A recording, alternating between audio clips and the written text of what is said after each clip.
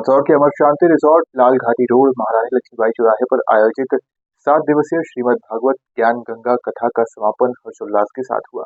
पंडित विष्णु शर्मा ने सुदामा चरित्र का उल्लेख करते हुए कहा कि हमें जीवन में आने वाली कठिनाइयों का धैर्यपूर्वक सामना करने और निस्वार्थता का महत्व समझना चाहिए।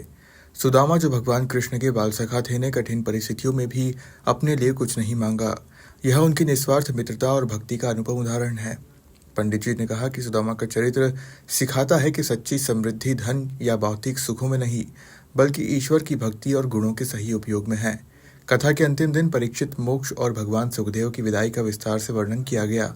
इस अवसर पर सुदामा और भगवान कृष्ण की मित्रता के अनेक पहलुओं को उजागर किया।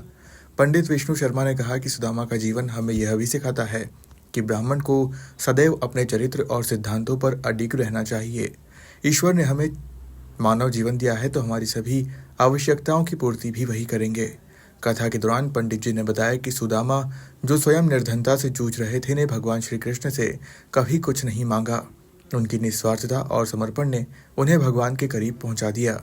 यह कथा उन लोगों के लिए भी प्रेरणादायक है जो अपनी समृद्धि को मित्रों और परिवार के साथ साझा करने में विश्वास रखते हैं।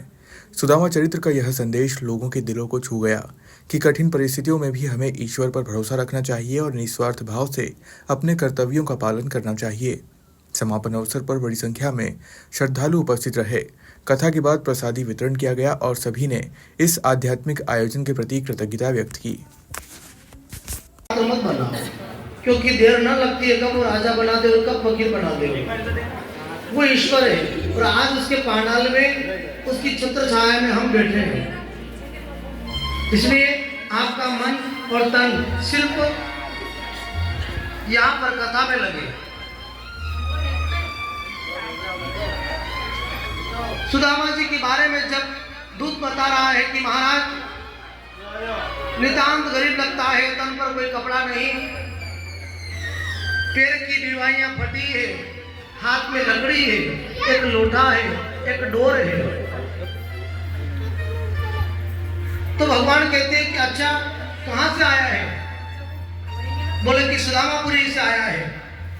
और उस ब्राह्मण में सपना तो नहीं देख रहा, राजमहल सब तरफ नगरवासी घूम रहे हैं, आ रहे हैं, जा रहे हैं। राजमहल की बड़ी बड़ी अट्टालिकाएं, उनको देखकर के सुदामा जी को लगा कि शायद, और सुदामा जी ने नगरवासियों से पूछा कि भैया ये कौन सा नगर है? तो लोगों ने कहा कि पंडित जी ये द्वारिकापुरी है। अच्छा, यहाँ का राजा कौन है? द्वारिकानाथ है। अब तो सुदामा जी को पक्का विश्वास हो गया कि मैं द्वारिकापुरी में पहुंच गया हूं। और भगवान कृष्ण तो अपने सिंहासन पर बैठे हुए प्रतीक्षा कर रहे थे कि कब मेरा सुदामा आए।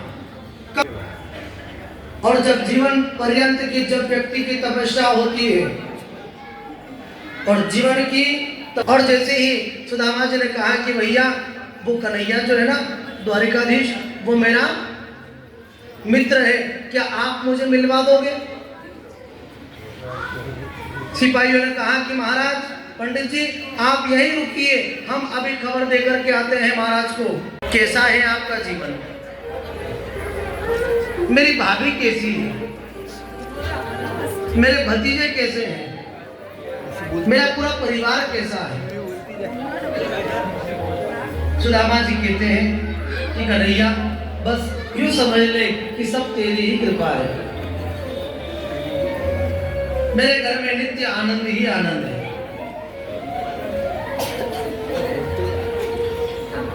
लेकिन तुम वहां से चल कर के आए हो प्रभु, ये ब्राह्मण घर का प्रसाद है, संत घर का प्रसाद है, और अगर प्रसाद आया है तो उस प्रसाद को मिल बांट करके खाना चाहिए। रुक्मिणी जी ने उस प्रसाद को अपने हाथ में ले लिया और भगवान कृष्ण सुदामा जी को बिठा करके उनके चरण दबाने लगे।